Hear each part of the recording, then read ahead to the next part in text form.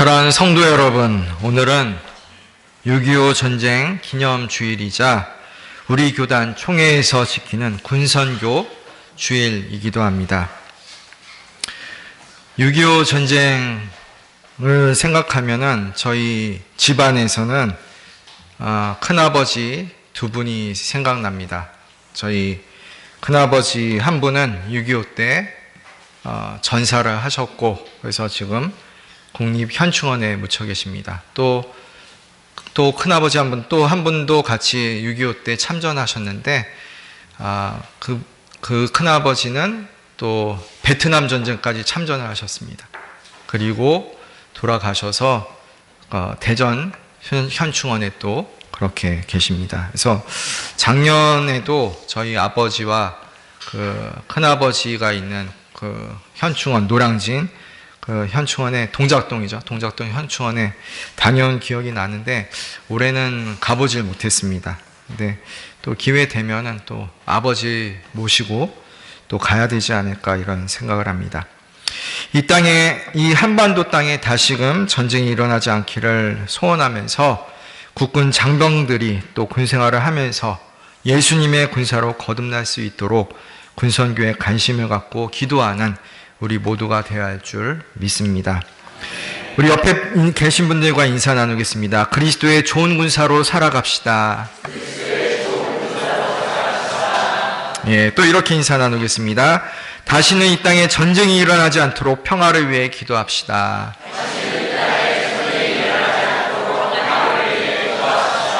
아멘.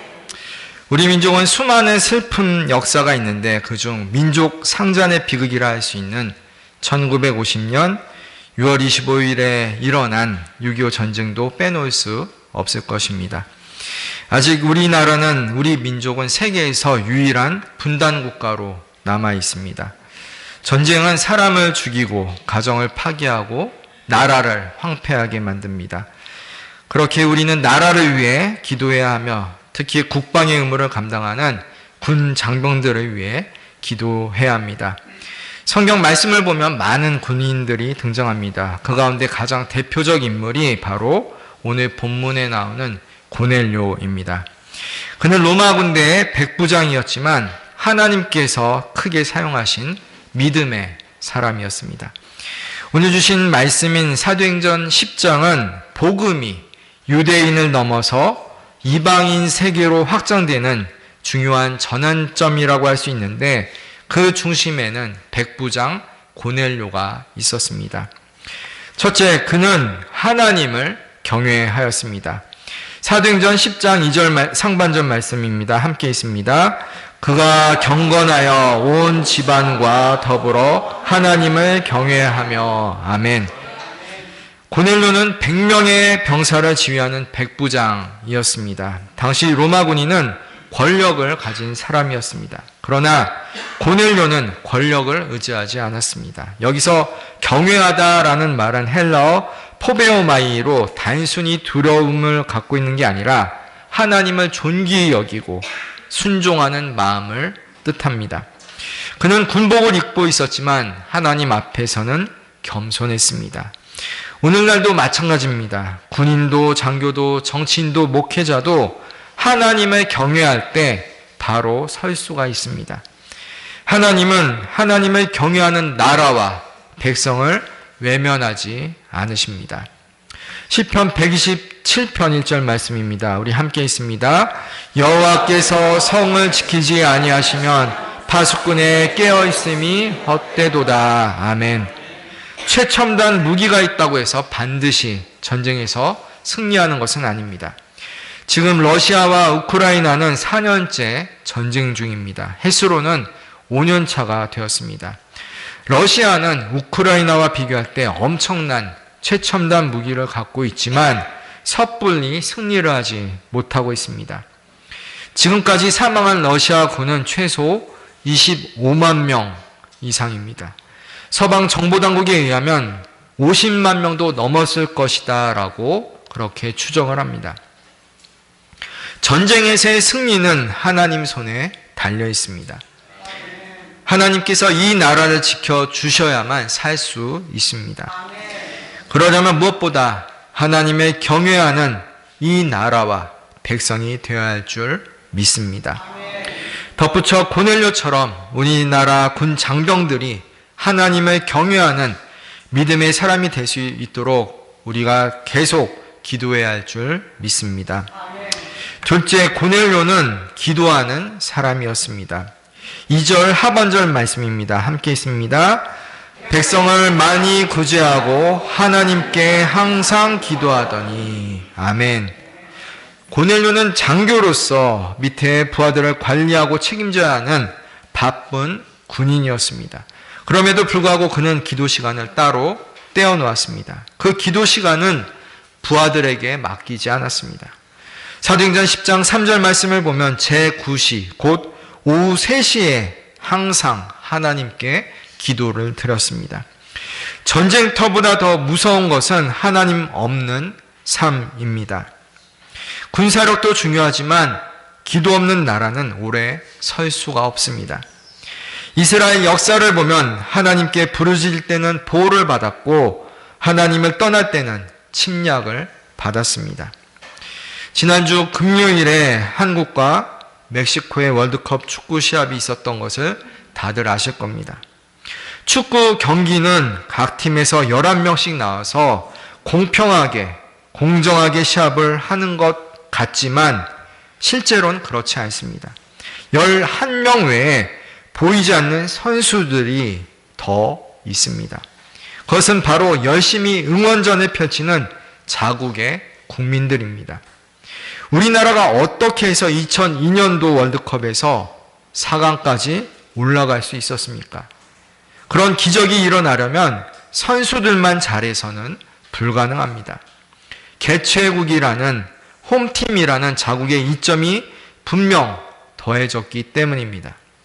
우리 국가대표 축구팀이 그런 4강 신화를 만들 수 있었던 것은 전 국민의 하나된 마음, 절대적이고 일방적인 응원이 함께 있었기 때문입니다.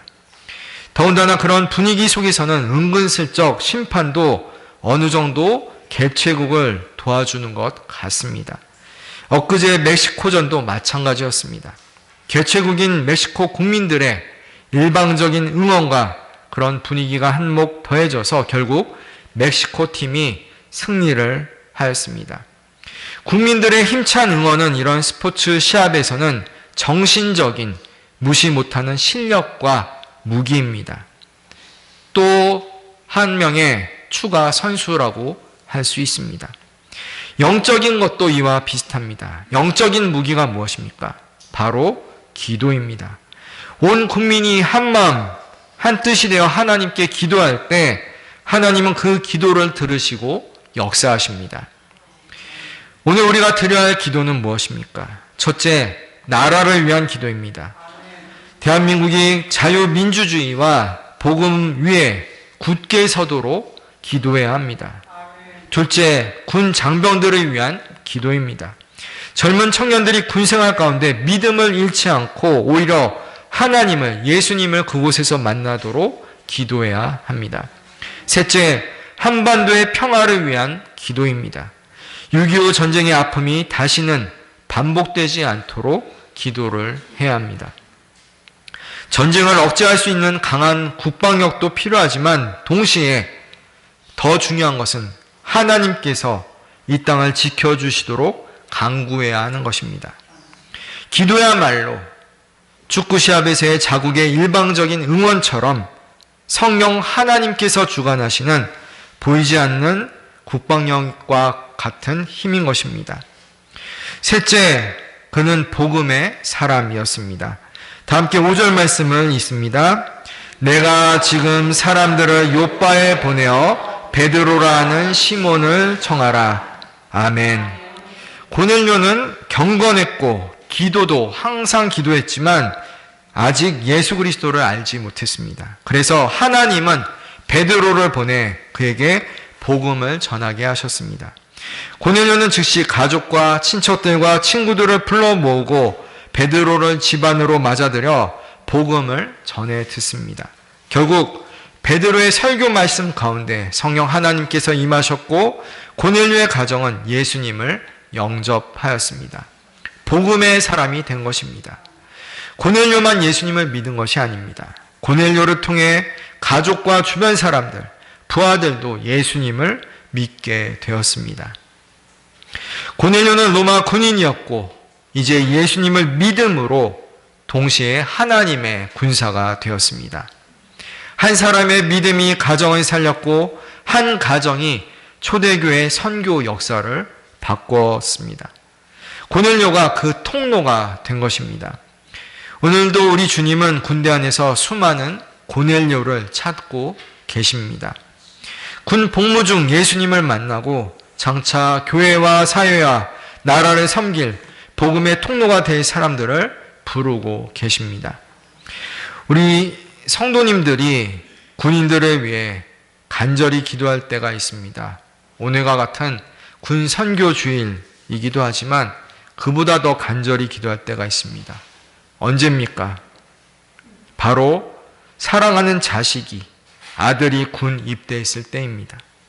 그때는 시키지 않아도 아들이 무사히 군복무를 마치고 돌아오기만을 바라며 군대와 군인들을 위해 기도를 합니다.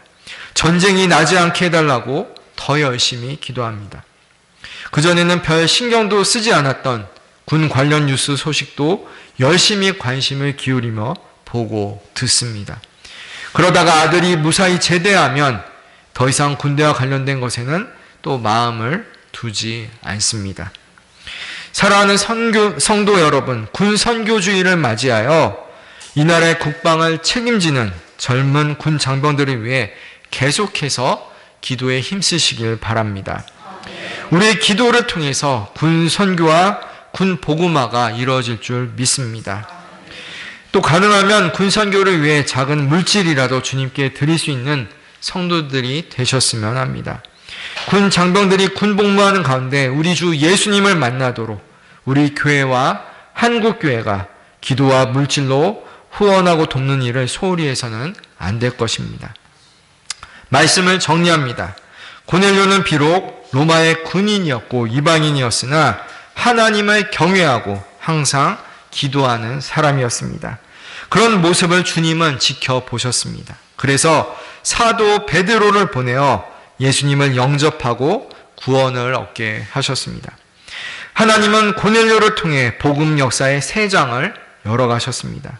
선교 패러다임이 유대인 전도에 머물러 있지 않고 본격적인 이방인 선교로 확장된 것입니다. 오늘 군 선교주의를 맞이하여 군 장병들의 복음화를 위해 기도하시고 또한 6.25 기념주의를 맞이하여 전쟁의 비극을 기억하며 평화가 이 한반도에 임하도록 기도하는 우리 성도님들이 되시길 바랍니다. 다시는 이 땅에 전쟁이 일어나지 않도록 주님께서 도와주시고 또한 하나님께서 이 대한민국을 보호해 주시도록 기도합시다. 고넬료처럼 하나님을 경외하고 항상 기도하며 복음의 통로로 쓰임받는 귀하고 복된 성도님들이 되시길 주님의 이름으로 축원합니다. 기도합니다. 만군의 여호와 하나님, 우리 대한민국을 지켜주시고 이 땅에 다시는 전쟁의 비극이 일어나지 않게 하소서. 국군 장병들과 군선교 사역 위에 은혜를 베풀어 주시고 군대마다 복음이 전파되게 하소서. 우리 모두가 고넬료처럼 하나님을 경외하며 항상 기도하고 복음의 통로로 쓰임받게 하소서. 우리의 대장 되시는 우리 주 예수 그리스도의 이름으로 기도드립니다. 아멘. 다 함께 찬송